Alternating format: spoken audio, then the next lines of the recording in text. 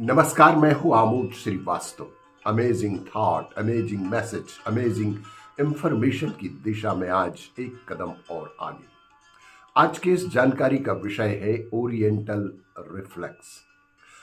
आपको पता है कुछ बातें जो बार बार दोहराई जाती हैं वे बिना जांच पड़ताल के हमारे मस्तिष्क में कैसे डायरेक्ट रिकॉर्ड हो जाती हैं।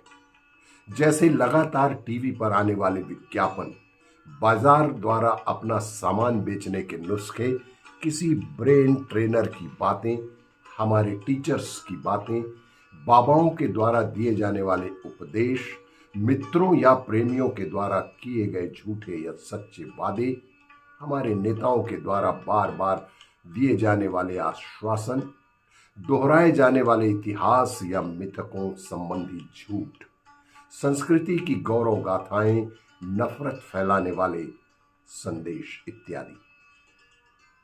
हमारे मस्तिष्क में एक रेटिक्युलर एक्टिवेटिंग सिस्टम होता है।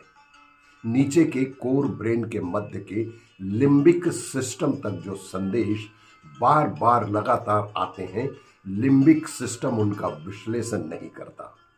जब लिम्बिक सिस्टम देखता है कि लगातार एक जैसे संदेश आ रहे हैं, अर्थात वही आवाज, वही शब्द, वही भाव, वही व्यक्ति, वही दृश्य, यानी संदेश मोनोटोनस है, तो लिम्बिक सिस्टम आश्वस्त हो जाता है कि सब ठीक ठाक है और इसकी पड़ताल की कोई जरूरत नहीं है।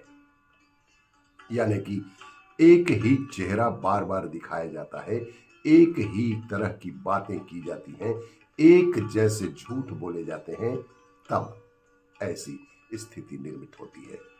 और इस स्थिति में वह दोहराए जाने वाले संदेश को बिना पूछताछ के, बिना इंक्वायरी के, बिना विभाजन के डायरेक्ट सेरेब्रम यानी मुख्य मस्तिष्क में जाने देता है, जहां यह संदेश हमारे अवचेतन में परमानेंट स्थापित हो जाता है।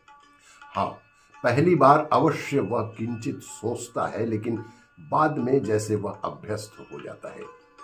संदेश पर ध्यान न देने की यह स्थिति कंडीशन्ड रिफ्लेक्स या कि कंडीशन्ड रिस्पॉन्स कहलाती है। यह कंडीशन रिफ्लेक्स या कंडीशन रिस्पॉन्स कहलाती है। इसके विपरीत जब लिम्बिक सिस्टम को आने वाले संदेश पर ध्यान देना पड़ता है और उसका वर्गीकरण कर सूचना के साथ उसे सेरेब्रम में भेजना होता है, तब वह ओरिएंटल रिफ्लेक्स कहलाता है। जी हाँ, तभी वह ओरिएंटल रिफ्लेक्स की श्रेणी में आता है। और कंडीशन्ड रिफ्लेक्स की इस स्थिति में हमारा लेफ्ट हेमिस्फीयर जागृत नहीं होता, न वह कोई तर्क करता है, न जवाब सोचता है, न कोई एक्शन लेता है। और इस तरह यह सब गलत सही बातें सीधे अवचेतन में दर्ज हो जाती हैं। जब तक हम सायास अपने अवचेतन का परिष्कार नहीं करते, तब तक ये सारी बातें वहीं की वहीं रह जाती हैं। और इसलिए अपने मस्तिष्क को ऐसा बनाएं कि वह ओरिएंटल रिफ्लेक्स को जागृत ना करे, ना कि कंडीशन्ड रिफ्लेक्स को। दिमाग की कंडीशनिंग इसी को कहते हैं। जी हाँ, इसी को दिमाग की कंडीशनिंग भी कहा जाता है। मन मशीन में आप यह सब विस्तार से पढ़ सकते हैं और समझ भी सकते हैं। मन मस्तिष्क एक ऐसी कहानी है, एक ऐसा उपन्यास है जिस पर इस तरह की सभी बातें दर्ज है, और आपको शरद कोकास की ये मन मशीन अवश्य ही पढ़नी चाहिए।